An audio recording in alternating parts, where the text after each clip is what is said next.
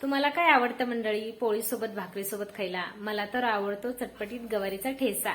चला तर मी ठेचा रेसिपी दाखवते. नमस्कार मित्रांनो, आम्ही लातूरकर या चॅनलवर तुम्हा सर्वांचं स्वागत आहे. आज मी तुम्हाला निबर शेंगा, ज्या की आपण भाजीमध्ये यूज करत नाही, त्या गवारीच्या शेंगापासून चमचमीत आणि 2 मिनिटात होईल असा ठेचा दाखवणार आहे. चला तर मग आपण ह्या शेंगा मी स्वच्छ धुवून घेतलेल्या आहेत. ह्या अशा मोठ्या मोठ्या मोडून घ्यायच्या सगळ्या. बंद करा.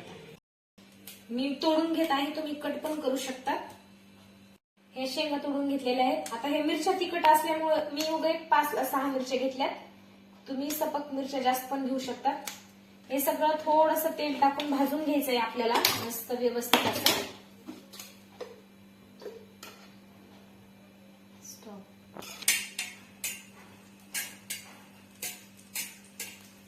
हे पहा, आपल्या मिरच्या छान भाजलेल्या आहेत आणि शेंगा पण. आता मी गॅस बंद करून घेते. 2 मिनिटं थंड होईपर्यंत आपण थोडासा लसूण ठेचून घेऊयात, कारण हा व्यवस्थित वाटला जातो.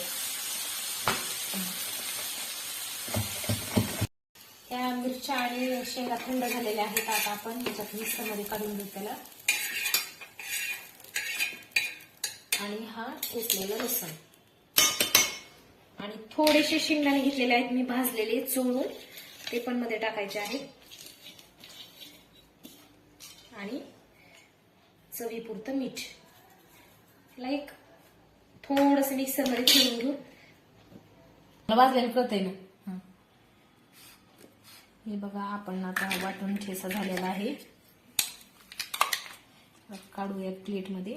आणि हा तुम्ही पोळी सोबत, चटणी सोबत.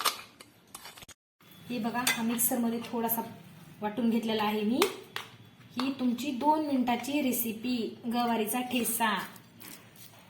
हा एकदम सपक आहे, कुणी पण खाऊ शकतात.